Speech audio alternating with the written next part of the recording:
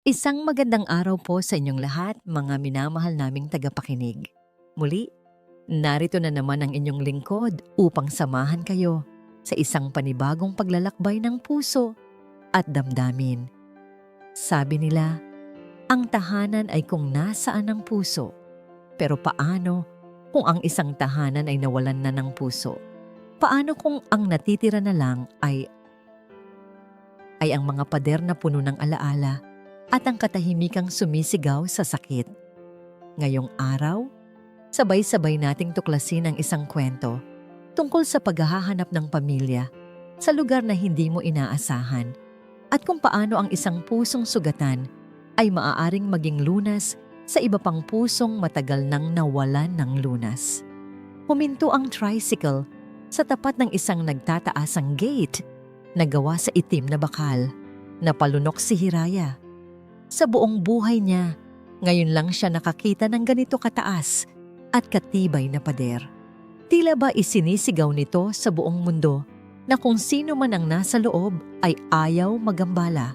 Ang nakaukit na pangalan sa arko, Hacienda del Fuego, ay nagbigay ng kaba sa kanyang dibdib. Pinindot niya ang intercom at matapos ang isang maikling sandali, isang boses ng babae ang sumagot. Matapos niyang magpakilala, ang mabigat na gate ay dahan-dahang bumukas na para bang isang bibig na bakal na nag-aatubiling papasukin siya. Habang naglalakad siya sa mahabang daanan na napapaligiran ng perpektong pagkakagupit ng mga halaman, naramdaman ni Hiraya ang bigat ng katahimikan. Hindi ito ang uri ng katahimikan na nagbibigay kapayapaan. Ito ay isang katahimikang may laman, isang katahimikang nababalot sa lungkot. Pagdating niya sa harap ng malaking pinto na gawa sa nara, bumukas ito bago pa man siya kumatok. Isang lalaking matangkad at nakasuot ng mamahaling damit ang tumambad sa kanya. Ang kanyang tindig ay strikto, ang kanyang muka ay gwapo, ngunit walang emosyon, at ang kanyang mga mata, ang mga mata niya ay tila pagod na parang may pasan na kalungkutang hindi kayang ipaliwanag ng kahit na anong salita. Ito, si Silakbo del Fuego, ang magiging amo niya. "You are Hiraya di Masalang?" tanong nito. Ang boses ay kasing lamig ng marmol na sahig na kanyang tinatapakan. "Opo, sir," sagot ni Hiraya. Pilit na pinatatatag ang kanyang boses. Hindi man lang itong ngumiti. Itinuro nito ang loob. "Come in. I will be direct. I have rules in this house." Sa loob ng malawak na sala, lahat ay perpekto. Ang mga muebles ay makintab, ang mga kurtina ay dumadaloy na parang talon, at may mga mamahaling painting sa pader. Ngunit walang buhay, walang bakas ng tawa, walang kalat ng mga laruan, walang anumang palatandaan na may mga batang nakatira dito. "Rule number 1, sabi ni Silakbo habang nakatayo sa gitna ng sala na parang isang hari sa kanyang palasyo. "You do your job. Nothing more, nothing less. Your responsibilities are listed in the contract." "Rule number 2, pagpapatuloy niya. "You do not speak unless spoken to. You are here to work, not to socialize." Tumango lang si Hiraya. Ang kanyang mga kamay ay mahigpit na magkahawak sa harap niya. "And rule number 3, sabi ni Silakbo. At sa pagkakataong ito, tumingin ito ng diretso sa kanyang mga mata. Isang tingin na tumagos hanggang sa kanyang kaluluwa. "You do not ask personal questions. What happens in this house stays in this house. Is that clear?" "Malinaw po, sir." Halos pabulong na sagot ni Hiraya. Matapos ang malamig na pag-uusap na yon, isang mas matandang kasambahay, si Manang Flora, ang naglibot sa kanya sa mansyon. Bawat silid na kanilang pinasukan ay mas lalong nagpapatibay sa kanyang unang impresyon. Ito ay isang bahay, hindi isang tahanan. Isang magandang kulungan na puno ng mga mamahaling bagay, ngunit walang kaluluwa. Nang matapos ang paglilibot, itinuro ni Manang Flora ang isang pinto sa dulo ng pasilyo sa ikalawang palapag. Iyan ang silid laruan ng mga bata. Mahinang sabi nito, may halong awa sa boses. Pero matagal na silang hindi naglalaro. Naiwang mag-isa, dahan-dahang itinulak ni Hiraya ang pinto.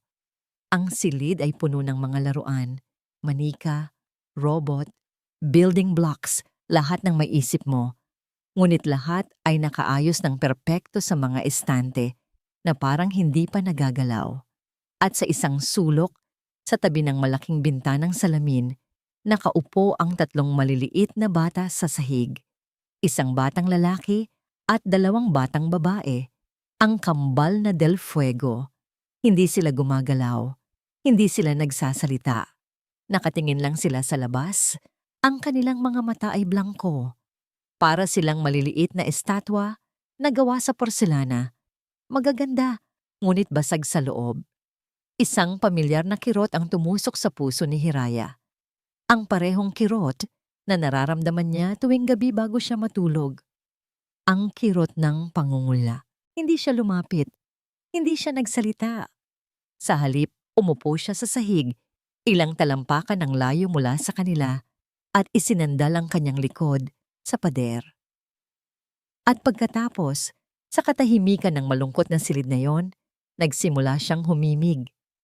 Isang lumang kundiman, isang kantang pampatulog na madalas kantahin ng kanyang ina noong bata pa siya. Hindi niya ito nilakasan, sapat lang para marinig sa ugoy ng duyan. Patuloy lang siya sa pagkanta. Ang kanyang mga mata ay nakapikit. Hindi niya inaasahan na may mangyayari. Ginawa niya lang iyon dahil bandidon ang sinasabi ng kanyang puso. Nang imulat niya ang kanyang mga mata, napansin niya ang isang maliit na pagbabago. Ang isa sa mga batang babae, si Sinag, ay bahagyang lumingon. Ang mga mata nito, sa kauna-unahang pagkakataon, ay hindi na nakatingin sa bintana. Nakatingin ito sa kanya. Isang maliit na sinag ng pag-asa ang sumilay sa puso ni Hiraya. Ngunit kasing bilis ng pagdating nito ay ang pagkawala. Isang anino ang tumakip sa may pintuan. Nakatayo doon si Silakbo, ang kanyang muka ay mas madilim pa kaysa dati. Hindi narinig ni Hiraya ang pagdating niya. Tinitigan siya nito ng may pagbabanta. Ang kanyang mga mata ay naglalagablab sa isang emosyong hindi maintindihan ni Hiraya. Pagkatapos, sa isang boses na kasing talas ng patalim, sinabi nito ang mga salitang dumurog sa maliit na pag-asang nabuo sa kanyang puso. Ang trabaho mo ay maglinis at magluto. Huwag na huwag mong pakikialaman ang mga anak ko. Ang opisina ni Silakbo del Fuego, ang kanyang kanlungan. Sa loob ng 4 na sulok ng silid na yon, ang lahat ay may kaayusan. Ang mga dokumento ay nakasalansan ng maigi. Ang mga numero sa computer screen ay sumusunod sa lohika. At ang tanging ingay ay ang mahinang ugong ng air conditioner. Dito, siya ang may kontrol. Dito ang sakit at ang gulo ng kanyang buhay ay pansamantalang nawawala, napapalitan ng malamig at konkretong realidad ng negosyo. Mahigit 1 taon na siyang ganito. Ibinaon niya ang sarili sa trabaho, umaasang kung mapupuno niya ang bawat segundo ng kanyang araw ng mga desisyon at mga kontrata. Wala nang lugar para sa mga alaala, para sa pighati. Ngunit may mga bagay na hindi kayang harangan ng pader o ng trabaho. Sa kalagitnaan ng pag-aaral sa isang sales report, isang mahinang tunog ang pumasok sa kanyang pandinig. Isang tunog na napakapamilyar, ngunit parang isang siglo na niyang hindi naririnig. Isang hagik-gik. Binaliwala niya ito. Guni-guni lang siguro. Isang multo ng nakaraan. Ibinaba niya muli ang kanyang tingin sa mga numero. Ngunit narinig niya itong muli. Mas malakas ngayon. At sinundan pa ng isa pa. Isang malinis at masayang tawa ng isang bata. Nabitawan niya ang kanyang mamahaling pluma. Isang patak ng itim na tinta ang kumalat sa ibabaw ng papel. Sinisira ang perpektong pagkakalimbag ng mga salita. Napatingin siya sa mantsa at pagkatapos ay sa direksyon ng pintuan. Imposible. Dahan-dahan siyang tumayo. Ang kanyang silya ay gumawa ng garalgal na tunog sa sahig na kahoy. Naglakad siya palabas ng opisina. Ang kanyang bawat hakbang ay maingat, na para bang natatakot siyang takutin ang anumang gumagawa ng tunog na yon. Habang tinatahak niya ang pasilyo, mas lalong lumilinaw ang ingay.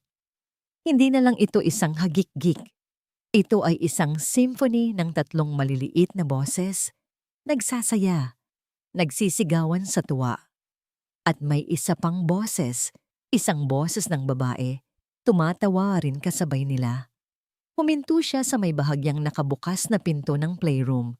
Ang dati tahimik at malungkot na silid ay nagbago, at ang kanyang nakita ay nagpatigil sa kanyang paghinga. Doon, sa gitna ng sahig, ay si Hiraya di Masalang. Nakaluhod ito sa sahig, ang kanyang mga kamay ay nakatukod na parang paa ng hayop.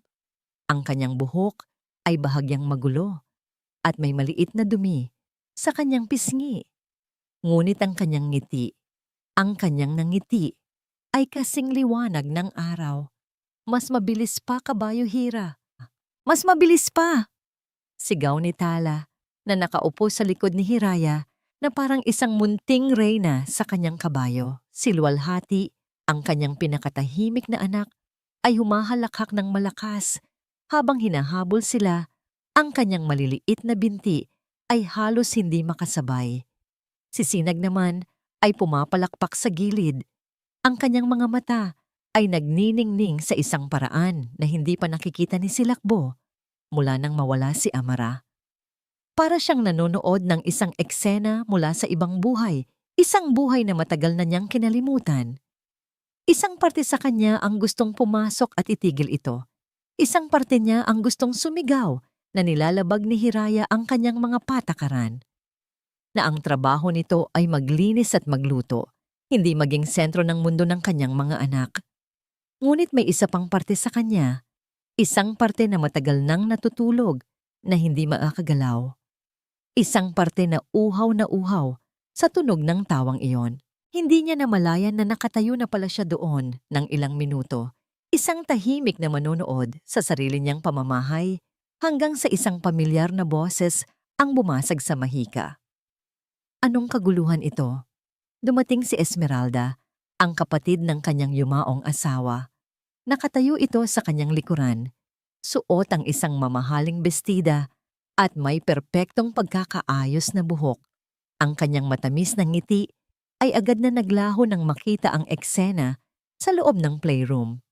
"Oh," sabi nito. Ang boses ay puno ng pilit na kasiglahan. "Nagkakatuwaan pala kayo dito." Pumasok si Esmeralda sa silid na parang pag-aari niya ito. "Mga pamangkin ko, hali kayo kay Tita Esme. May dala akong bagong mga laruan para sa inyo." Ngunit walang lumapit.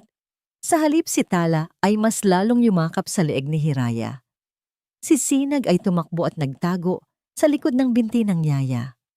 Si Luwalhati ay huminto sa pagtawa at tumingin lang kay Esmeralda nang may pag-iingat. Ang ngiti ni Esmeralda ay nanigas. Tumingin siya kay Hiraya na ngayon ay dahan-dahang tumatayo, isang tingin na puno ng yelo. Pagkatapos ay ibinaling niya ang tingin kay Silakbo at ang kanyang mukha ay biglang nagbago, naging puno ng pag-aalala. Hinila niya si Silakbo papalabas ng silid, palayo sa pandinig ni Hiraya. "Po!" bulong niya. Ang kanyang boses ay puno ng lason na nakabalat kayo bilang pagmamalasakit. "Hindi ako nagtitiwala sa babaeng yan. Ang bilis niyang nakuha ang loob ng mga bata. Masyadong mabilis." Tumingin si Silakbo pabalik sa loob ng silid. Nakita niya si Hiraya na inaayos ang buhok ni Sinag. Ang kanyang mga kilos ay puno ng natural na pag-aaruga. Isang imahe na dapat ay nagbigay sa kanya ng kapayapaan. Ngunit dahil sa mga salita ni Esmeralda, ito ngayon ay nagmukhang kahina-hinala. Hinawakan ni Esmeralda ang kanyang braso, ang mga kuko nito ay bahagyang bumaon.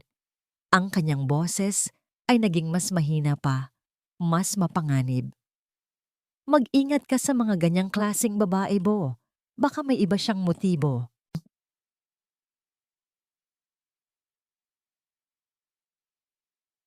Ang mga salita ni Esmeralda ay parang laso na dahan-dahang gumapang sa isipan ni Silakbo.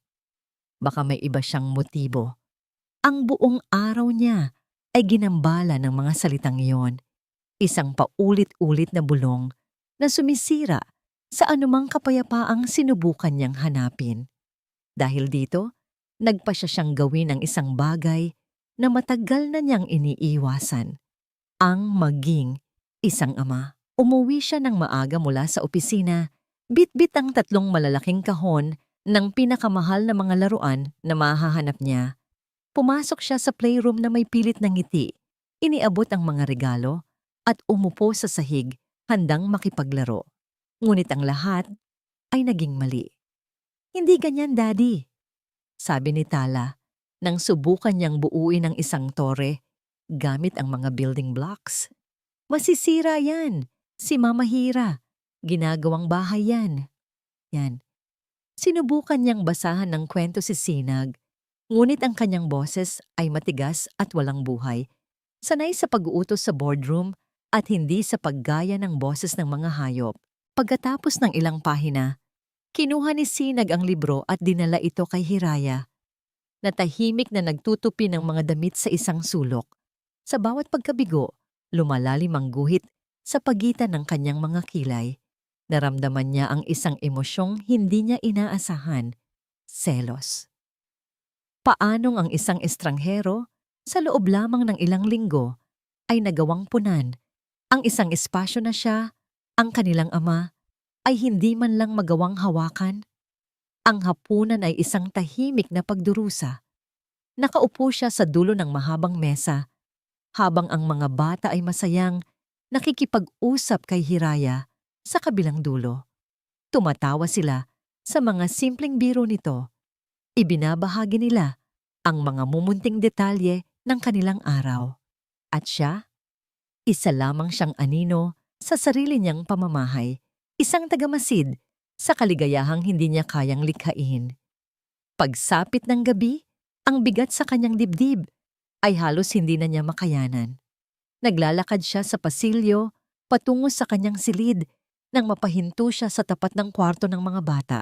Bahagyang nakabukas ang pinto at isang malamot na liwanag ang nagmumula sa loob, kasama ang mahinang boses ni Hiraya.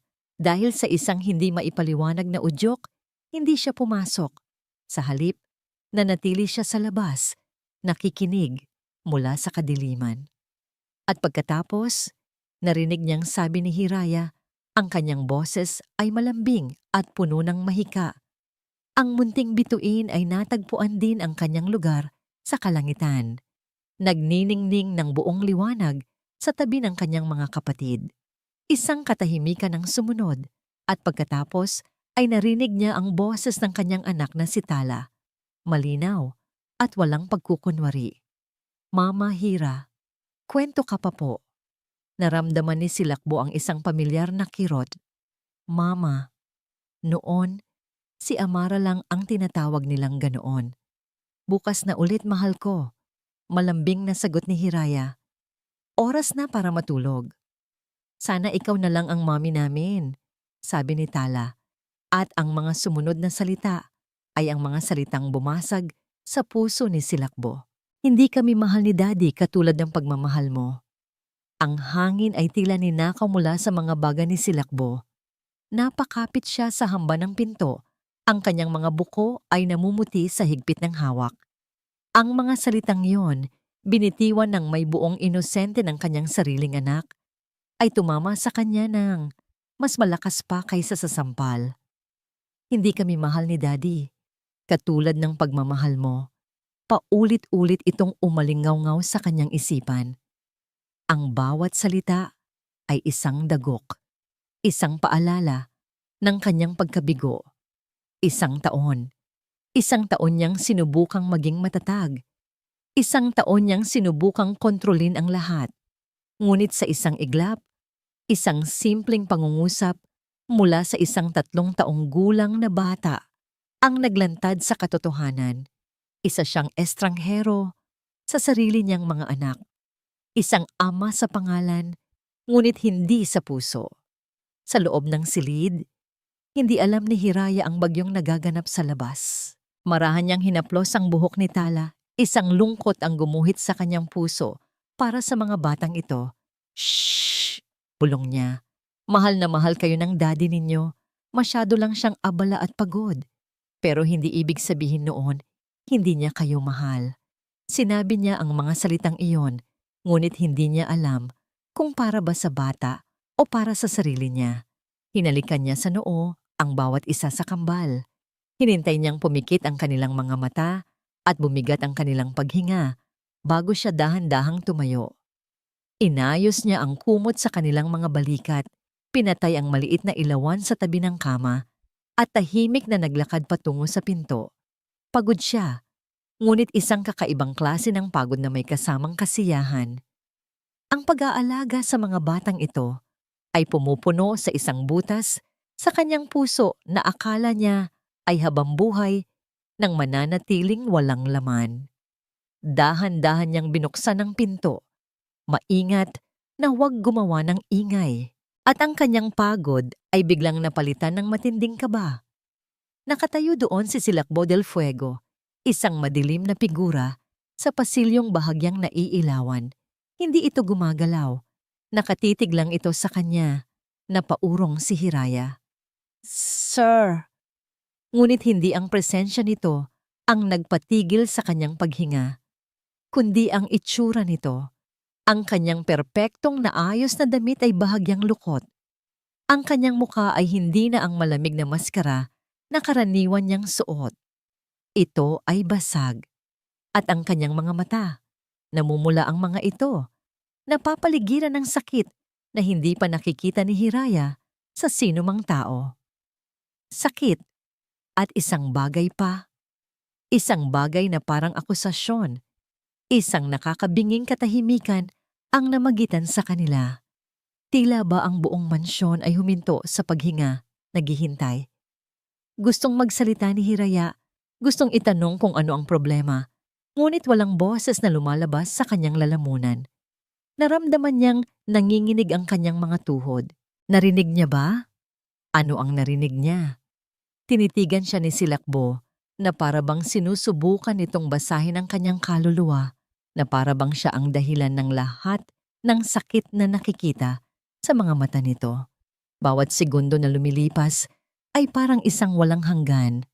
Naramdaman ni Hiraya ang pagnanais na tumakbo, na magtago, ngunit ang titig nito ay pumipigil sa kanya sa kinatatayuan.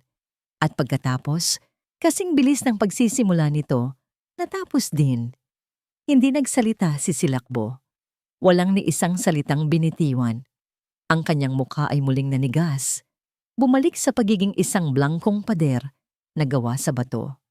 Walang sabi-sabi, tinalikuran siya nito. Ang bawat hakbang niya palayo ay mabigat at may diin. Ang tunog ng kanyang mga sapatos na katad ay umalingaw-ngaw sa tahimik na pasilyo na parang tunog ng martilyo. Naiwan si Hiraya doon.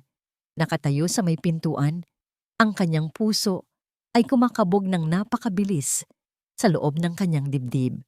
Pinanood niya ang likod ng kanyang amo hanggang sa tuluyan itong mawala sa isang kanto, nilamon ng dilim. At sa kanyang pag-iisa, isang malamig na takot ang gumapang sa kanyang buong katawan. Hindi niya alam kung ano ang kanyang nagawa, ngunit alam niya sa kaibuturan ng kanyang puso na may isang bagay na nagbago, isang bagay na hindi na maibabalik pa.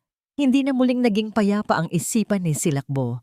Ang mga salita ni Tala ay naging isang tinik na bumaon ng malalim sa kanyang puso. At ang imahe ng mukha ni Hiraya, ang gulat at takot sa mga mata nito, ay naging isang multo na sumusunod sa kanya kahit saan. Sinubukan niyang ibalik ang lahat sa dati. Ang pagiging malamig, ang pagiging abala, ang pagtatayo muli ng mga pader sa paligid niya. Ngunit may nagbago na. Hindi na niya kayang hindi sila pansinin dahil sa mga salita ni Tala at sa laso na ibinulong ni Esmeralda, nagsimula siyang magmasid. Mula sa kanyang opisina, na bahagyang nakabukas ang pinto, pinapanood niya si Hiraya. Hinahanapan niya ito ng butas, ng pagkukunwari, ng anumang magpapatunay na tama si Esmeralda. Ngunit sa bawat araw na lumilipas, mas lalo lamang siyang nalilito. Isang hapon, nakita niya si Luwalhati, ang kanyang pinakatahimik na anak, na nakaupo sa may hagdanan, nakasimangot at halos maiyak na sa pagkabigo dahil sa sintas ng sapatos nito. Ilang beses na itong sinubukan, ngunit palagi lang itong nagkakabuhol-buhol. Si Silakbo, kung siya ang nasa sitwasyong yon, marahil ay nainip na at siya na lang ang nagsintas nito para matapos na. Ngunit hindi ganoon si Hiraya. Nakita niya itong lumabas mula sa kusina, may dalang baso ng tubig. Napansin nito si Luwalhati. Dahan-dahan itong umupo sa tabi ng bata, hindi sa itaas na baitang, kundi sa mismong baitang kung nasaan ang anak niya para maging kapantay nito. Ang hirap, no? Mahinang sabi ni Hiraya. Ang kanyang boses ay malambing. Parang kuneho yan na may dalawang mahabang tenga. Tingnan mo. Mula sa kanyang kinaroroonan, pinanood ni Silakbo habang buong pasensyang itinuturo ni Hiraya kay Luwalhati ang bawat hakbang. Hindi niya ito pinagalitan, hindi niya ito minadali. Sa halip, ginawa niya itong isang laro, isang kwento tungkol sa isang kuneho na nagtatago sa kanyang lungga. At nang sa wakas, si Luwalhati na mismo, sa sarili nitong pagsisikap, ang matagumpay na nakapagtali ng sintas, ang ngiti sa mukha ng kanyang anak ay kasing liwanag ng araw. Tumakbo si Luwalhati palayo. Ipinagmamalaki ang kanyang nagawa.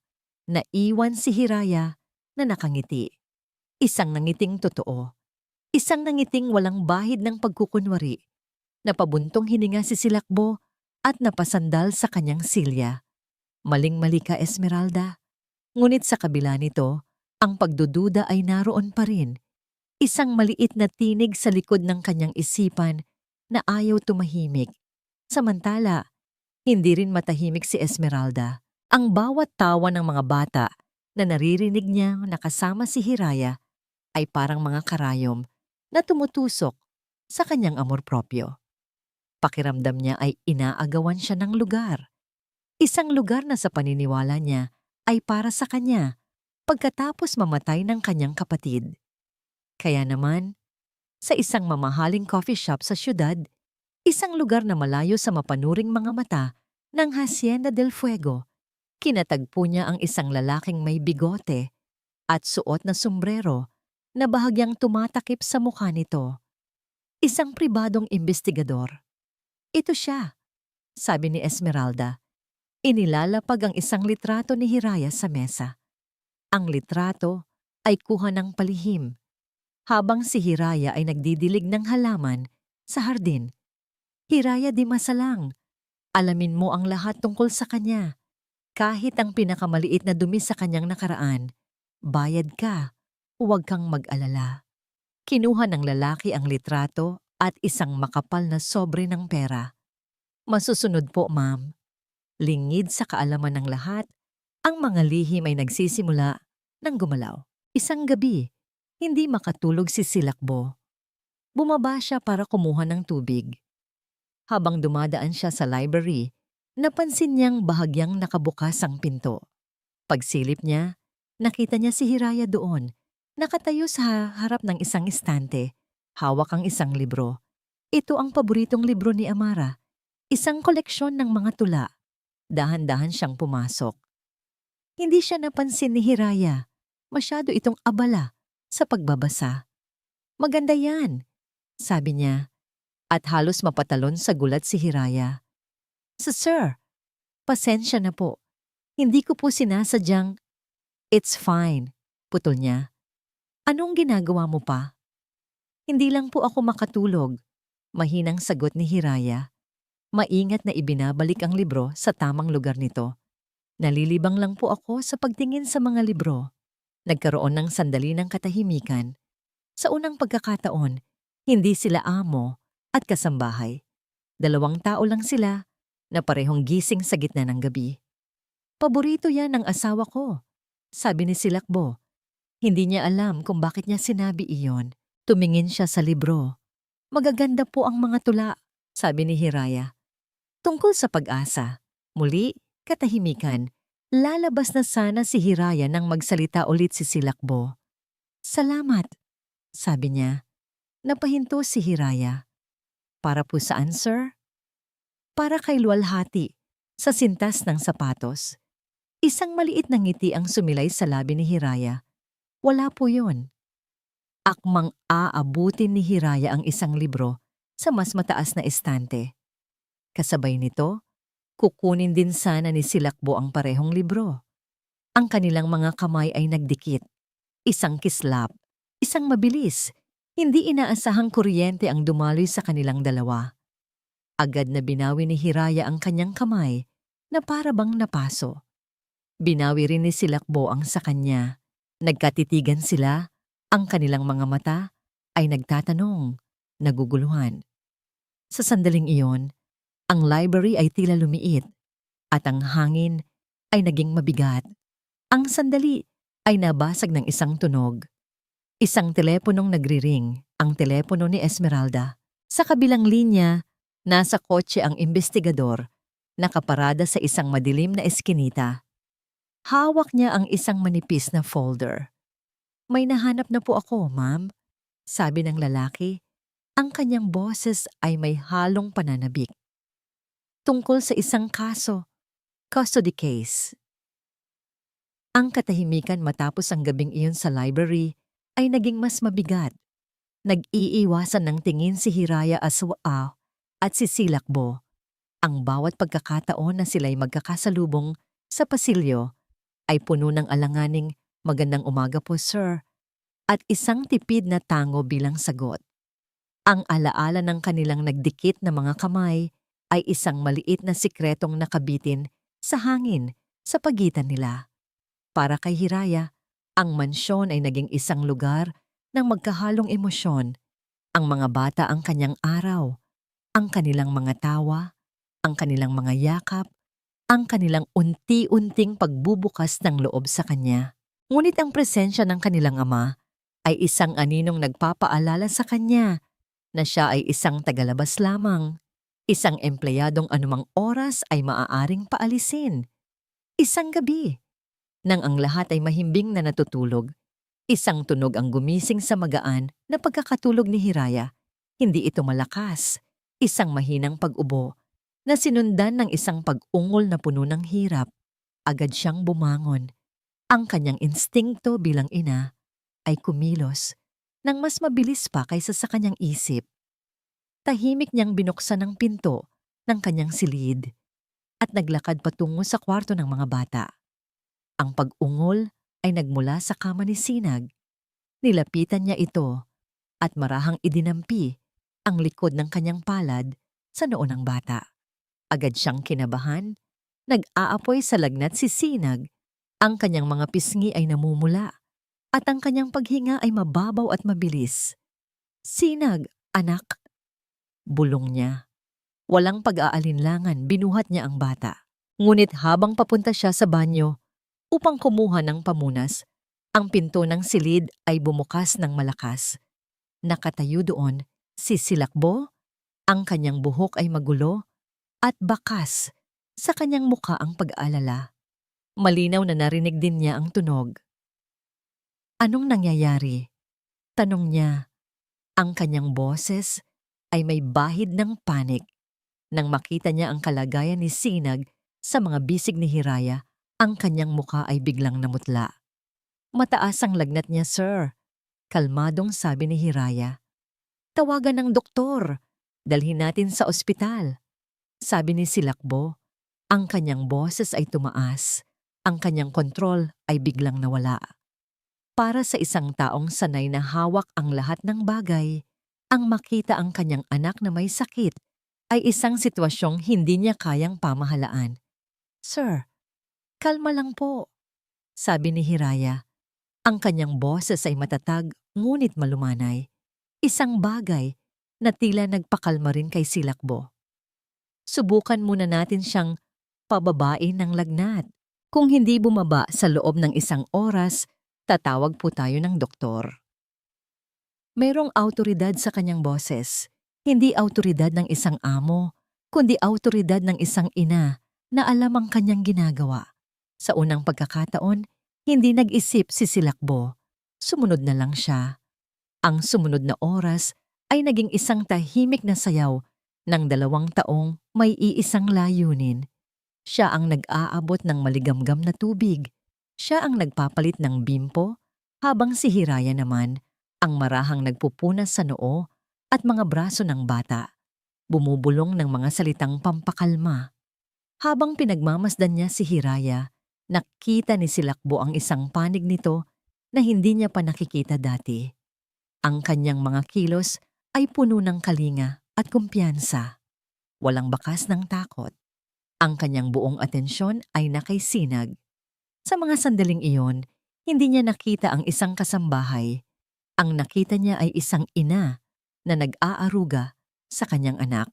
Matapos ang halos 2 oras, habang sila'y tahimik na nakaupo sa tabi ng kama, iniabutan siya ni Silakbo ng isang tasa ng mainit na kape. "Salamat po," sabi ni Hiraya. "Ako dapat ang magpasalamat." Mahinang sagot ni Silakbo. Ang kanyang mga mata ay hindi umaalis kay Sinag na ngayon ay mas kalmado na ang paghinga. "Hindi ko alam ang gagawin ko." Ito ang unang pagkakataon na narinig ni Hiraya na umamin ito ng kahinaan. Nagbigay ito ng kakaibang kirot sa kanyang puso. Magdamag silang nagbantay, walang masyadong salitaan, ngunit sa kanilang katahimikan, mayroong isang koneksyon na nabuo.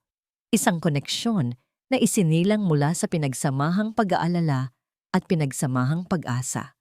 Nang ang unang sinag ng araw ay nagsimulang pumasok sa bintana, idinampi muli ni Hiraya ang kanyang palad sa noo ni Sinag. Bumaba na, bulong niya.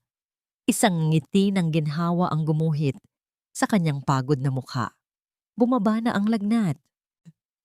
Napabuntong hininga ng malalim si Silakbo. Isang bigat ang tila na bunot mula sa kanyang mga balikat. Tumingin siya kay Sinag na mahimbing ng natutulog at pagkatapos ay tumingin siya kay Hiraya. Nakita niya ang pagod sa mga mata nito, ang ilang hibla ng buhok na kumawala sa pagkakatali.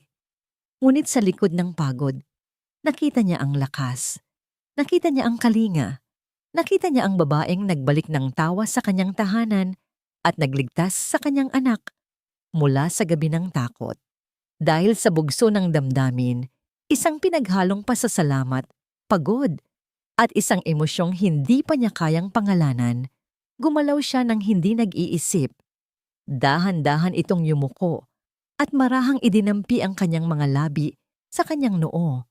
Ito ay isang halik na hindi nagtagal, isang segundo lamang marahil. Ngunit para kay Hiraya, ang oras ay huminto. Ang init ng mga labi ni Silakbo sa kanyang balat ay nagpadala ng isang alon ng kuryente sa kanyang buong katawan. Ang puso niya ay biglang kumabog ng napakabilis, na parang gustong kumawala sa kanyang dibdib. Nang itaas ni Silakbo ang kanyang mukha, ang kanilang mga mata ay nagtagpo. Nakita ni Hiraya ang pagkagulat sa mga mata nito, na para bang nagulat din ito sa sarili niyang ginawa. Nanigas silang dalawa, nakakulong sa isang sandaling puno nang hindi masabi na mga tanong. Isang matinis na tunog ang bumasag sa kanilang katahimikan. Ang tunog ng isang teleponong nagriring. Napatingin si Silakbo sa kanyang cellphone na nasa ibabaw ng mesa. Sa screen, umilaw ang isang pangalan, Esmeralda. Agad na nagbago ang ekspresyon sa mukha ni Silakbo. Bumalik ang lamig at distansya. Kinuha niya ang telepono at tumayo. "Hello?" sabi niya. Ang kanyang boses ay muling naging formal. Lumabas siya ng silid upang sagutin ang tawag. Ngunit bago sumara ang pinto, narinig ni Hiraya ang boses ni Esmeralda mula sa kabilang linya, apurado at may halong pananabik. "Bo, kailangan nating mag-usap. Agad-agad. Tungkol ito sa yaya mo." Namaniso. Ang init ng halik ni Silakbo ay nanatili sa noo ni Hiraya na parang isang multo, ngunit ang lamig ng kanyang pag-alis ay ang mas tumatak sa kanya. Ang tawag ni Esmeralda ay parang isang baldeng may yelo. na ibinuhos sa namumuong pag-asa sa kanyang dibdib. Sa buong umaga habang nag-aalmusal, naramdaman niya ang pagbabago. Muling itinayo ni Silakbo ang pader sa pagitan nila, mas mataas at mas matibay kaysa dati. Samantala, sa isang tahimik na restaurant na may tanawin ng lungsod, inilatag ni Esmeralda ang kanyang bitag. Nagsuot siya ng damit na nagpapamukha sa kanyang inosente at mapagmalasakit, ngunit ang kanyang mga mata ay nagniningning sa tagumpay. "Salamat sa pagpunta mo, Bo," sabi niya. Ang kanyang boses ay malambing. "Alam kong abala ka, pero napakahalaga nito." "Ano ba ito, Esme?" tanong ni Silakbo. Walang pasensya. Ang kanyang isip ay nasa bahay, kay Sinag na nagpapagaling at sa babaeng nag-alaga dito buong gabi. Ngumiti si Esmeralda, isang nangiting puno ng awa. "Ito ay tungkol kay Hiraya. Bo, nag-aalala ako para sa iyo at sa mga bata. Kaya nag-imbestiga ako ng kaunti." Ibinaba niya sa mesa ang isang folder. Hindi ito naglalaman ng mga opisyal na dokumento tungkol sa custody case. Alam ni Esmeralda na kung gagawin niya iyon, maaring maawa pa si Silakbo. Ang kanyang plano ay mas tuso. Ang folder ay naglalaman ng mga bank statement, mga listahan ng mga nakaraang pinagtrabahuan ni Hiraya na bigla na lang nitong inalisan, at mga malabong litrato niya na nakikipag-usap sa iba't ibang tao. Lahat ay mukhang kahina-hinala kapag tiningnan ng walang konteksto. Hindi ko alam ang buong kwento, pagsisinungaling ni Esmeralda, pero ang nakikita ko ay isang pattern. Isang babaeng palipat-lipat ng trabaho, isang babaeng tila laging may problema sa pera. Bo, paano kung ginagamit ka lang niya? Ang mga bata? Tiningnan ni Silakbo ang mga papel. Isang parte niya ang gustong magalit, ang gustong ipagtanggol si Hiraya. Ngunit ang isang parte, ang parte na nasaktan, ang parte na natatakot magtiwala, ay nagsimulang makinig. Naalala niya ang sinabi ni Tala. "Sana ikaw na lang ang mommy namin." Paano kung yun mismo ang plano ni Hiraya? Ang makuha ang loob ng mga bata para makuha ang kanyang tiwala at ang kanyang yaman. "Hindi ko alam, Esme," sabi niya. Ang kanyang boses ay pagod. "May isa pa," sabi ni Esmeralda. Inilalabas ang kanyang huling alas. "Nagkataon lang na naririnig ko siyang may kausap sa telepono kahapon. Hindi ko sinasadya pero nakakatakot ang mga sinabi niya." Kinuha ni Esmeralda ang kanyang telepono at pinindot ang play. Isang boses ang umalingaw-ngaw mula sa speaker. Boses ni Hiraya. "Oh, alam ko. Malapit na. Konting tiis na lang. Kailangan ko lang siguraduhin na nasa panig ko na sila ng buo." Ang boses ay malinaw. Ang mga salita ay nakakakilabot. Ngunit ang hindi alam ni Silakbo ay ito ay isang recording na pinagtagpi-tagpi. Ang mga salita ay kinuha mula sa iba't ibang pag-uusap ni Hiraya, isang tawag sa kanyang ina, kung saan sinasabi niyang malapit na siyang makabayad ng utang, isang tawag sa kanyang kaibigan tungkol sa kanyang pag-aalala sa mga bata. Ngunit sa pagkakatagni-tagni ni Esmeralda, ito ay naging tunog ng isang masamang balak. Ang dugo ay tila umakyat lahat sa ulo ni Silakbo.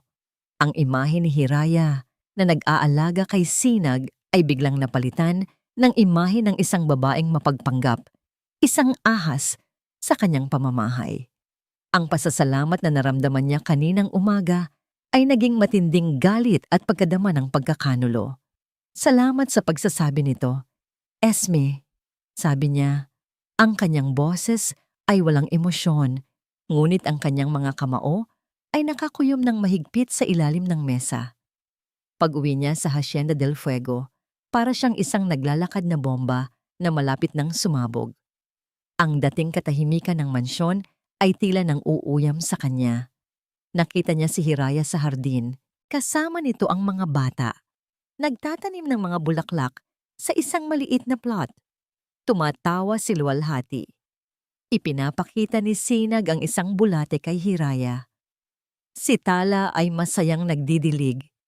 Isang perpektong larawan ng kaligayahan. Ngunit para kay Silakbo, ito ngayon ay isang perpektong kasinungalingan. Isang eksenang maingat na itinanghal para sa kanya. Naglakad siya palapit. Ang kanyang mga yabag ay mabibigat sa damuhan. Agad na naramdaman ng mga bata ang pagbabago sa hangin. Huminto sila sa pagtawa at napatingin sa kanilang ama. Naramdaman din ito ni Hiraya. Dahan-dahan siyang tumayo, pinagpaga ng lupa sa kanyang mga kamay. Nakita niya ang bagyo sa mga mata ni Silakbo bago pa man ito magsalita. "Sir, may problema po ba?" Tanong niya. Ang kanyang boses ay bahagyang nanginginig. Hindi siya sinagot ni Silakbo. Sa halip tumingin ito sa mga bata. "Sinagdala, Luwalhati. Pumasok muna kayo sa loob. May pag-uusapan lang kami ng mamahira ninyo." Ang paggamit niya ng mamahira ay puno ng panunuya. Isang patalim na direktang itinuro kay Hiraya.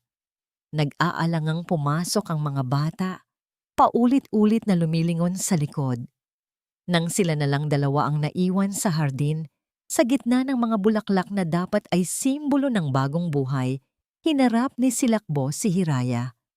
Ang kanyang mukha ay isang maskara ng malamig na galit. Ang kanyang mga mata, na minsan nang nagpakita ng kahinaan at pasasalamat, ay ngayon ay puno ng pagkamuhi.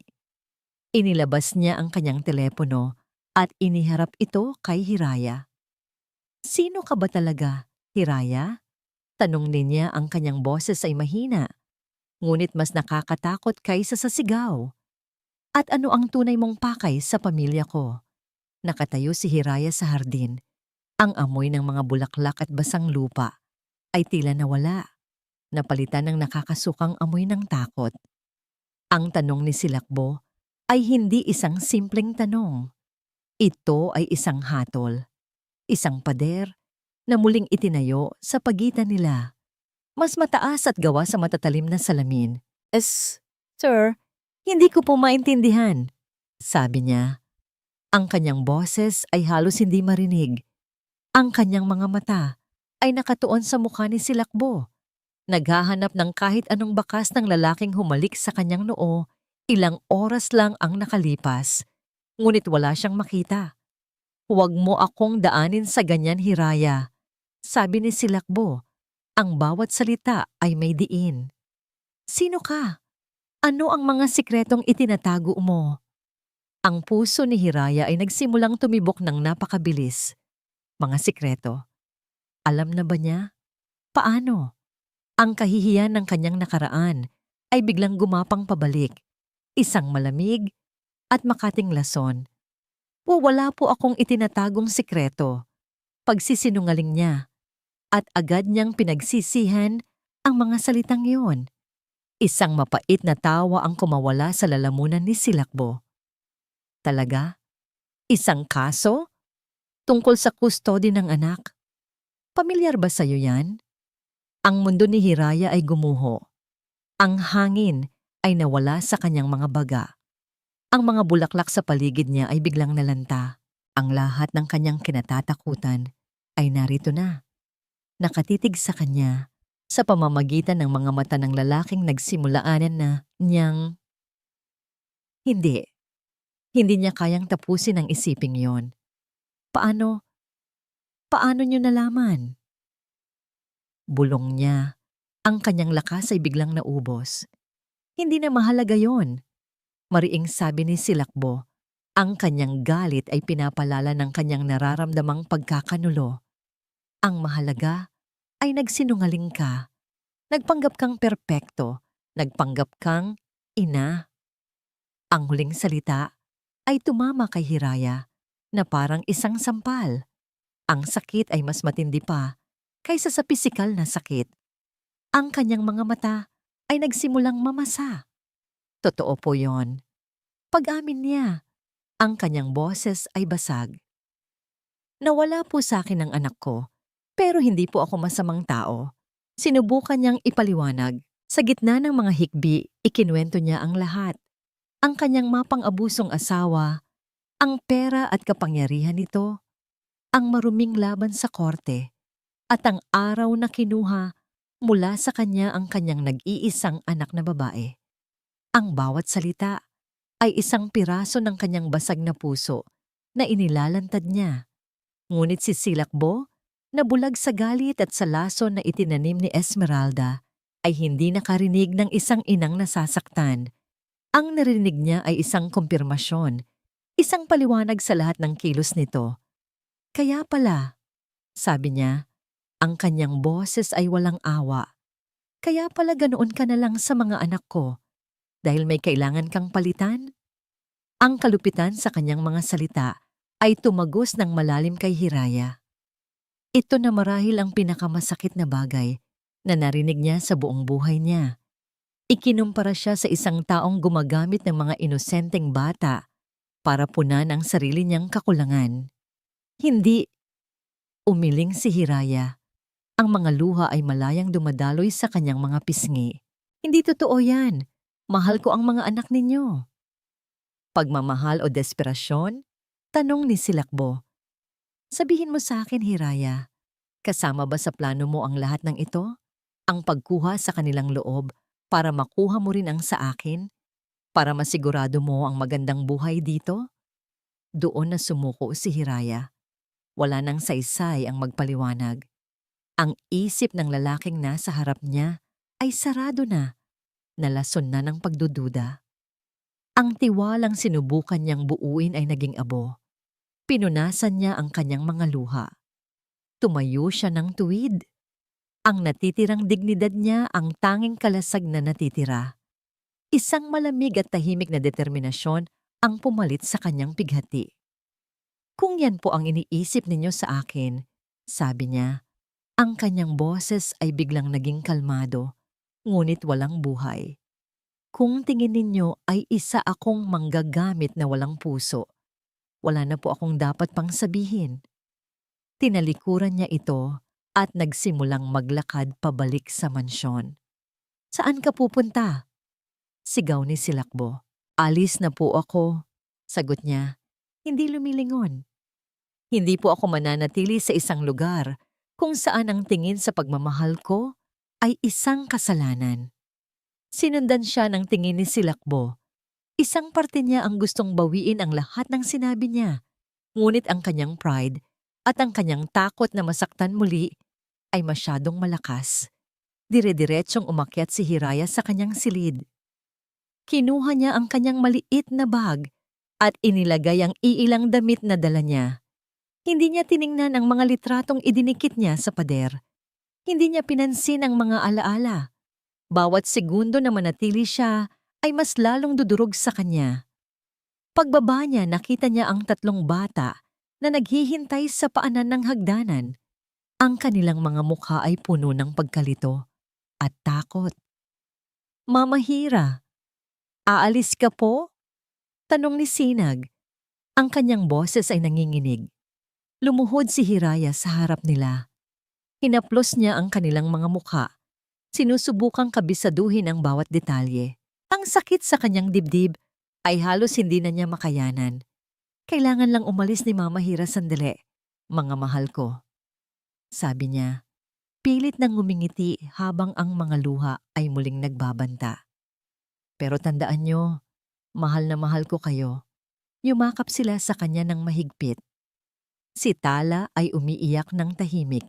Si Luwalhati ay nakasubsob ang muka sa kanyang balikat. Si Sinag ay paulit-ulit na bumubulong, huwag po, huwag po. Ito na ang pangalawang beses sa kanyang buhay na kailangan niyang iwan ang mga batang minahal niya ng buong puso. At ang sakit sa pangalawang pagkakataon ay parehong nakamamatay. Dahan-dahan niyang inalis ang kanilang mga yakap. Hinalikan niya sila sa huling pagkakataon. Paalam, bulong niya. Tumayo siya at naglakad patungo sa pinto, hindi lumilingon sa likod. Dahil alam niya na kung lilingon siya, hindi na niya kakayaning umalis. Binuksan niya ang malaking pinto at lumabas. Habang naglalakad siya palayo sa Hacienda del Fuego, Sa ilalim ng kalangitan na nagsisimula na ng dumilim, naramdaman niya ang pag-iisa. Isang pag-iisang mas malalim at mas masakit kaysa dati.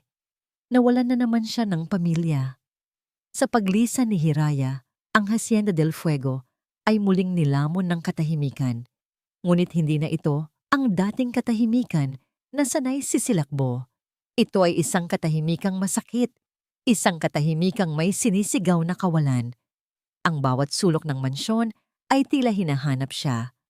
Ang hapagkainan ay naging mas mahaba at mas malamig.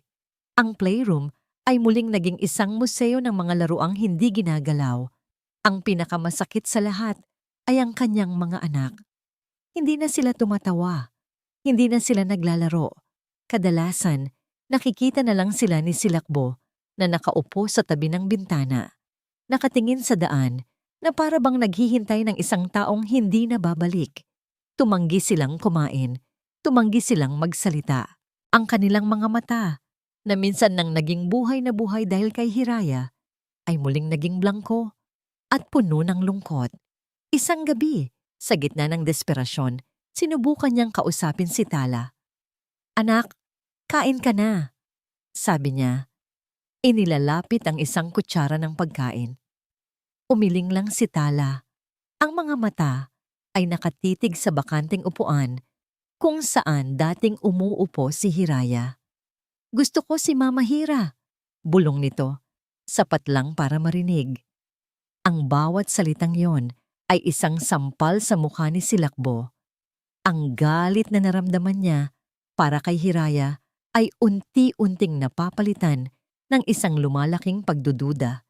Hindi sa babae, kundi sa sarili niya. Tama ba ang ginawa niya? O nagpadala lang siya sa takot at sa lason ni Esmeralda? Sa kagustuhang ibalik kahit ang katiting na saya sa kanyang mga anak, naisip niya si Amra. Marahil, kung maipapaalala niya sa mga bata ang kanilang ina, kahit paano ay mababawasan ang kanilang pangungulila. Umakyat siya sa atik, isang lugar na hindi na niya pinasok mula nang mamatay ang kanyang asawa. Ang alikabok ay makapal at ang hangin ay amoy ng mga nakaimbak na alaala. Doon, sa isang sulok, nakita niya ang isang baul na gawa sa kahoy. Ang baul ng mga alaala ni Amara. Dala ang baul, bumaba siya sa kanyang opisina. Dahan-dahan niya itong binuksan. Sa loob ay mga lumang litrato, mga souvenir mula sa kanilang mga biyahe at ang paboritong scarf ni Amara. Habang hinahalungkat niya ang mga gamit, umaasang makahanap ng isang bagay na maipapakita sa mga bata. May isang bagay na pumukaw sa kanyang atensyon. Isang maliit, kahoy na kahon. Hindi niya ito maalalang nakita dati. Kinuha niya ito. Hindi ito nakalock. Nang buksan niya ito, isang bagay lang ang laman. Isang nakatuping sulat, selyado ng pulang wax. Nakasulat sa sobre, sa eleganteng sulat kamay ni Amara, ang mga salitang, "Para sa aking mahal na..." Nasilakbo. Basahin mo ito kapag handa ka na. Ang kanyang puso ay nagsimulang kumabog ng mabilis. Ilang taon na itong nakatago dito. Bakit hindi niya ito nakita? Nanginginig ang mga kamay. Binuksan niya ang selyo at iniladlad ang papel. Nagsimula siyang magbasa. "Mahal kong Bo, kung binabasa mo ito, marahil ay matagal na akong wala. O marahil, kinailangan mong hanapin ang lakas ng loob para harapin ang mga bagay na pareho nating iniiwasan. May mga bagay akong dapat sabihin sa'yo. Mga bagay na natatakot akong sabihin ng harapan dahil ayokong maniwala na totoo sila. Ito ay tungkol sa kapatid ko, si Esmeralda." Napahinto sa pagbabasa si Silakbo. Ang pagbanggit sa pangalan ni Esmeralda ay nagpadala ng malamig na kuryente sa kanyang gulugod. Ipinagpatuloy niya ang pagbabasa. "Mahal ko siya, Bo. Kapatid ko siya." Pero sa ilalim ng kanyang mga ngiti at pag-aalala, may nakikita akong isang bagay na madilim. Isang inggit. Isang pagnanasa na hindi ko maintindihan. Nakikita ko kung paano kanya tingnan kapag akala niya ay walang nakatingin. Nakikita ko kung paano siya nagagalit sa tuwing masaya tayo. Alam kong iniisip mo na nag-aalala lang siya para sa akin. Pero hindi. May higit pa roon. Natatakot ako sa kanya, Bo. Natatakot ako sa kung ano ang kaya niyang gawin. Ang mga salita ni Amara ay tila tumatalon mula sa papel, buhay na buhay at puno ng babala. Ang kanyang paghinga ay naging mababaw. Ngayong araw, bago ako umalis, nag-away kami. Isang malaking away, sinabi niya ang mga bagay na hindi ko kayang isulat, mga bagay tungkol sa'yo, sa mga anak natin. Sinadya niya akong saktan, Bo. Sinadya niya akong guluhin. At ngayong pasakay na ako sa kotse, nanginginig pa rin ako sa galit at sakit. Ginawa niya ito para guluhin ang isip ko. Ang sulat ay biglang natapos doon, na parang isinulat ng nagmamadali. Nabitawan ni Silakbo ang liham. Ang papel ay dahan-dahang lumutang pababa sa sahig. Ang kanyang mundo ay umikot. Ang huling pag-uusap nila ni Amara ay tungkol sa isang maliit na bagay. Isang bagay na hindi na niya matandaan. Ang alam niya lang ay umalis itong grit. At pagkatapos, ang aksidente. Ngayon, ang lahat ay nagkaroon ng kahulugan. Ang galit ni Amara ay hindi dahil sa kanya. Ito ay dahil kay Esmeralda. Ang kapatid nito, ang babaeng pinagkatiwalaan niya. Ang babaeng nagdala sa kanya ng ebidensya laban kay Hiraya. Ang katotohanan ay isang nakakagimbal na pagsabog sa kanyang isipan. Si Esmeralda, hindi niya direktang pinatay si Amara. Ngunit ang kanyang lason ang nagtulak sa kanyang asawa sa kapahamakan. At ngayon, ang parehong lason ang ginamit nito para paalisin ang nag-iisang taong nagbalik ng buhay sa kanyang pamilya. Isang nakakabinging galit ang pumalit sa kanyang pagkagimbal. Isang galit na mas matindi pa kaysa sa naramdaman niya dati. Isang galit para kay Esmeralda at isang mas malalim, mas masakit na galit para sa kanyang sarili. Napatayo siya. Ang kanyang mga kamay ay nanginginig. Kinuha niya ang liham mula sa sahig at kinuyuyom ito ng mahigpit. Pinaniwalaan niya ang kasinungalingan. Nagpadala siya sa takot. At sa proseso, nawasak niya ang isang mabuting tao at dinurog ang puso ng kanyang mga anak. Sa gitna ng kanyang pag-iisip, narinig niya ang pagbukas ng pinto sa ibaba. Isang masayang boses ang umalingaw-ngaw sa tahimik na mansyon. "Bo, I'm here!" Boses ni Esmeralda. Mas mabuti na ngayong wala na siya. 'Di ba? Ang boses ni Esmeralda ay parang isang matinis na tunog na sumira sa nagngangalit na katahimikan sa loob ni Silakbo. Dahan-dahan siyang lumabas ng kanyang opisina. Ang liham ni Amara ay nakakuyom pa rin sa kanyang kamay. Ang papel ay lukot na sa tindi ng kanyang galit. Nakatayo si Esmeralda sa gitna ng sala.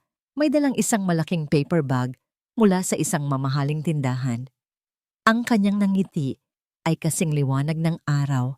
Isang perpektong maskara para sa kadilimang nagkukubli sa ilalim nito.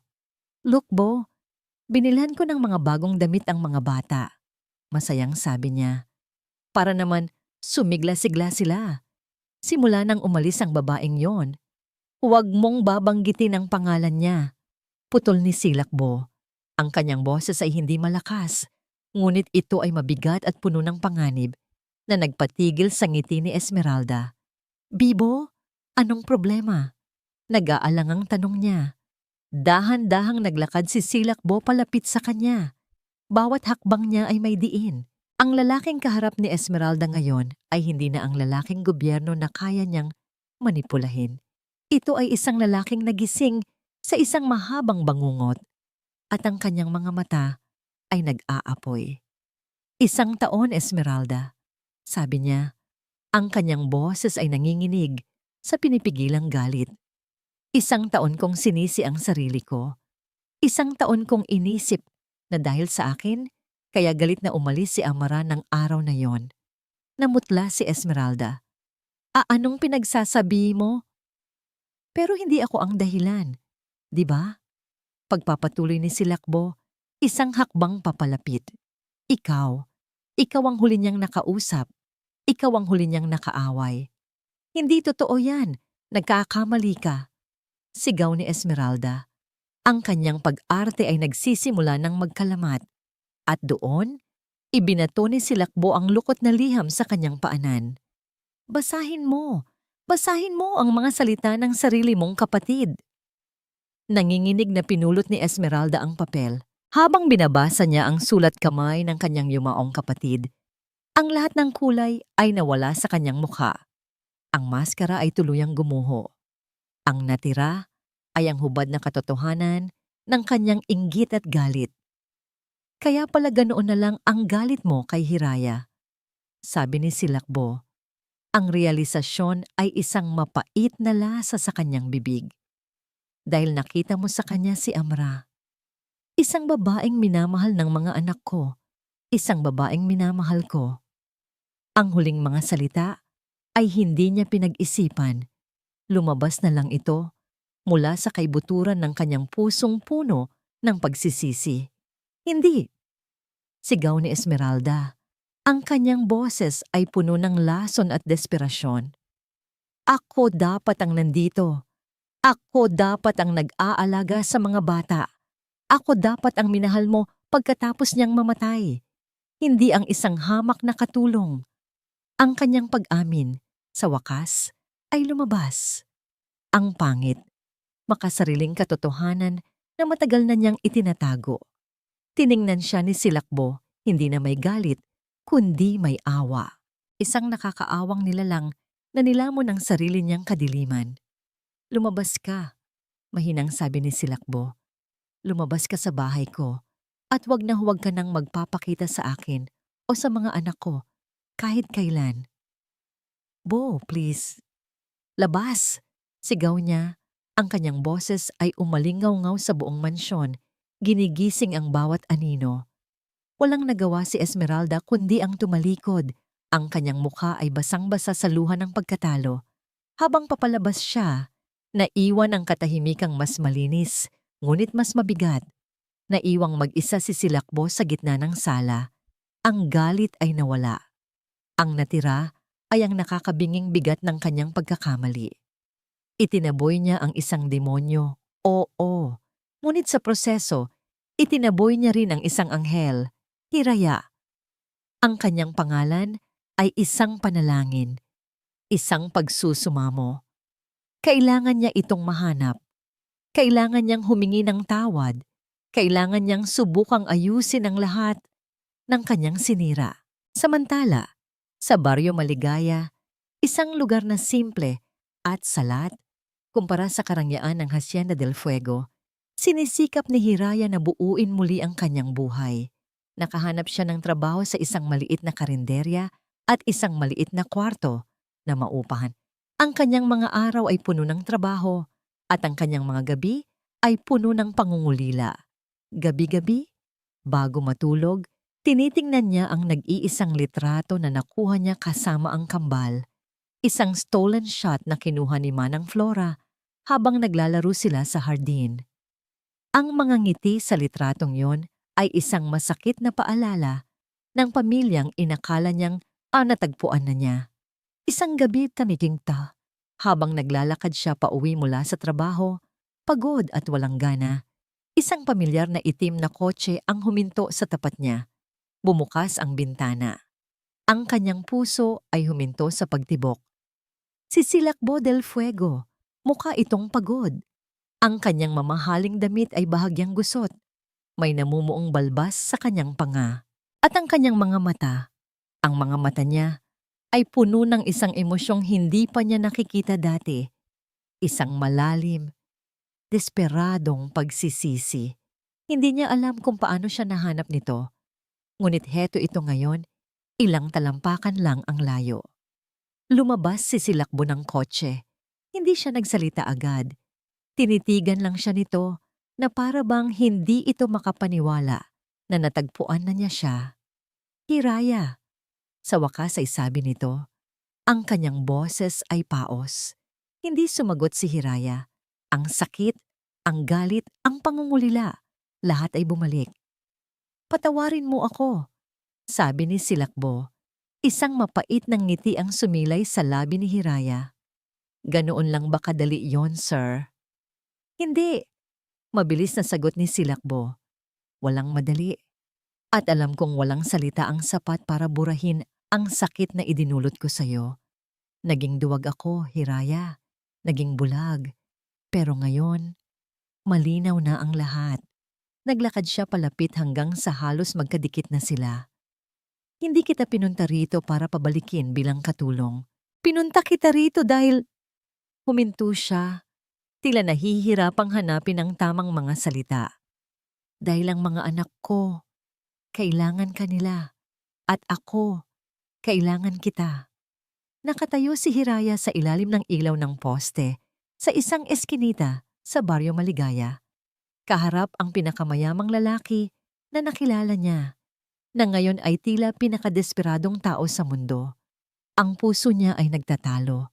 Ang isip niya ay sumisigaw na tumakbo, na protektahan ang sarili mula sa sakit. Ngunit ang puso niya, ang hangal niyang puso, ay nakikinig. Ang hangin sa eskinita ay napuno ng katahimikan matapos ang pag-amin ni Silakbo. Tanging ang ugong ng mga kuliglig at ang malayong tunog ng mga sasakyan ang maririnig. Tinitigan ni Hiraya ang lalaking nasa harap niya. Hinahanap ang anumang bakas ng kasinungalingan sa mga mata nito. Ngunit ang tanging nakita niya ay ang hubad na katotohanan ng pagsisisi at isang pakiusap na hindi masabi ng mga salita. "Bakit?" Sa wakas ay tanong niya. Ang kanyang boses ay mahina. "Anong nagbago?" Hindi itinago ni Silakbo ang anuman. Doon, sa ilalim ng malamlam na ilaw ng poste, ikinuwento niya ang lahat. Ang tungkol sa liham ni Amara, ang pagtutuos nila ni Esmeralda, at ang masakit na katotohanan ng sarili niyang pagkabulag. Habang nagsasalita siya, wala nang bakas ng pagiging arogante, wala nang bakas ng mayamang amo. Ang kaharap ni Hiraya ay isang taong nawasak at inaaming kailangan niya ng tulong para muling mabuo. "Nasaktan kita, Hiraya." Pagtatapos niya, ang kanyang boses ay puno ng pighati. "Sinabi ko ang mga bagay na hinding-hindi ko mapapatawad sa sarili ko. At maiintindihan ko kung hinding-hindi mo na ako mapapatawad." Hinawakan niya ang mga kamay nito. Ang kanyang mga palad ay mainit at bahagyang nanginginig. "Pero hindi lang para sa akin ang pakiusap na ito. Para ito sa 3 bata na hindi na muling ngumiti simula nang umalis ka. Para sa isang bahay na muling nawalan ng puso." Tumingin siya ng diretso sa kanyang mga mata. "Hindi ka pamalit, Hiraya. Ikaw ang himala na hindi namin alam na kailangan pala namin." Ang mga salitang iyon, "Ikaw ang himala," ang bumasag sa huling pader na nakapalibot sa puso ni Hiraya. Ang mga luha na matagal na niyang pinigilan ay nagsimula na namang tumulo. Ngunit sa pagkakataong ito, hindi dahil sa sakit, kundi dahil sa isang emosyong matagal na niyang kinalimutan: pag-asa. "Natatakot ako." Pag-amin niya, ang kanyang boses ay halos pabulong. "Natatakot akong masaktan ulit." "Hindi na mangyayari yon," pangako ni Silakbo. Hinihigpitan ng hawak sa kanyang mga kamay. "Hindi na kita hahayaang masaktan pa. Poprotektahan kita. Poprotektahan natin ang isa't isa." Hindi niya kailangan ng mahabang panahon para magdesisyon. Ang totoo, ang kanyang puso ay matagal nang nagdesisyon. Tumango siya, isang simpleng pagtango na naglalaman ng lahat ng kanyang pagpapatawad, lahat ng kanyang pag-asa, at lahat ng kanyang pag-ibig na handa niyang ibigay. Ang pagbabalik sa Hacienda del Fuego ay ibang-iba sa kanyang unang pagdating. Walang marangyang paghahanda, walang mga salita. Tanging ang tunog ng mga maliliit na paa na tumatakbo sa pasilyo. Mama Hira! Ang sabay-sabay na sigaw ni na Sinag, Tala at Luwalhati ay ang pinakamagandang musikang narinig ni Hira. Yumakap sila sa kanyang mga binti. Ang kanilang maliliit na katawan ay nanginginig sa pag-iyak at sa tuwa. Lumuhod siya at niyakap silang lahat ng mahigpit. Inamoy ang kanilang buhok at hinalikan ang kanilang mga pisngi. Mula sa may pintuan, pinanood sila ni Silakbo. Isang ngasang ngiti, isang totoong nangiti. Ang unang beses na sumilay sa kanyang mga labi sa loob ng mahigit 1 taon. Ang kanyang tahanan ay muling nagkaroon ng puso. Ang kanyang pamilya ay muling nabuo. Lumipas ang mga buwan, ang Hacienda del Fuego ay nagbago. Ang dating malamig na mansyon ay napuno ng sigla. Ang mga pader na dati sumisigaw sa kalungkutan ay ngayon ay umaalingaw-ngaw sa tawanan. Ang mga laruan sa playroom ay hindi na nakaayos sa estante. Nagkalat na ang mga ito sa sahig, isang magandang gulo na simbolo ng buhay. Isang hapon, habang papalubog ang araw, ang 4 ay nasa hardin. Hindi na ito ang hardin kung saan naganap ang masakit na pag-uusap. Ito na ngayon ang kanilang hardin. Puno ito ng mga bulaklak na sila mismo ang nagtanim. Tinuturuan ni Silakbo si Luwalhati kung paano magpalipad ng saranggola. Si Tala naman ay naglalagay ng mga bulaklak sa buhok ni Hiraya. Si Sinag ay masayang nagdidilig ng mga halaman. Lumapit si Luwalhati kay Hiraya. May hawak na isang pulang gumamela. Para po sa'yo, Mami. Ang salitang Mami ay natural na lumabas sa bibig ng bata. Tumingin si Hiraya kay Silakbo at nakita niya ang pag-aproba at pagmamahal sa mga mata nito. Ngumiti siya at tinanggap ang bulaklak. Maya-maya, lumapit si Silakbo at tumayo sa kanyang likuran. Ipinulupot niya ang kanyang mga braso sa baywang ni Hiraya habang ang 3 bata ay nagsama-sama sa kanilang harapan, yumayakap sa kanila. 5 tao, magkakayakap sa gitna ng hardin, isang perpektong bilog ng pagmamahalan. Masaya ako, bulong ni Silakbo sa kanyang tenga. Ako rin, sagot ni Hiraya. Isinasandal ang kanyang ulo sa dibdib nito. Pinanood nila ang paglubog ng araw. Ang kalangitan ay nag-aapoy sa kulay kahel at rosas. Isang bagong simula. Isang pamilyang hindi binuo ng dugo, kundi ng mga pusong pinili na magmahal, magpatawad at muling magtiwala. Handa ka na ba para sa ating bagong simula? Mahinang tanong ni Silakbo. Tumingin si Hiraya sa mga mukha ng 3 anghel sa kanyang harapan at pagkatapos ay sa lalaking nakayakap sa kanya. Ngumiti siya, isang ngiting puno ng katiyakan at walang katapusang pag-ibig. Handang-handa na. At dito nagtatapos ang kwento ni Hiraya at Silakbo. Isang paalala na ang tunay na pamilya ay hindi palaging nagsisimula sa dugo, kundi sa isang pusong bukas na magmahal nang walang hinihintay na kapalit. Ang mga sugat ng nakaraan ay maaring maghilom at ang pinakamadilim na gabi ay palaging may kasunod na magandang umaga. Maraming salamat po sa inyong walang sawang pagsubaybay. Sana po ay may aral kayong napulot at inspirasyon na naramdaman mula sa kwentong ating pinagsaluhan. Ano po ang masasabi ninyo sa kwento ni Hiraya? At anong klaseng kwento naman ang gusto ninyong marinig sa susunod? I-comment lang po sa ibaba. Hindi dito nagtatapos ang ating paglalakbay. Marami pa pong kwentong kasing ganda at mas puno ng aral dito sa aming channel. Kung nagustuhan nyo ang kwentong ito, i-like, i-share sa pamilya at mga kaibigan at mag-subscribe na rin para lagi kayong updated sa mga susunod pa naming kwento. I-click nyo ang notification bell para kayo ang unang makarinig kapag may bago kaming upload. Pagpalain po kayo ng Panginoon, kayo at ang inyong buong pamilya. Hanggang sa muli.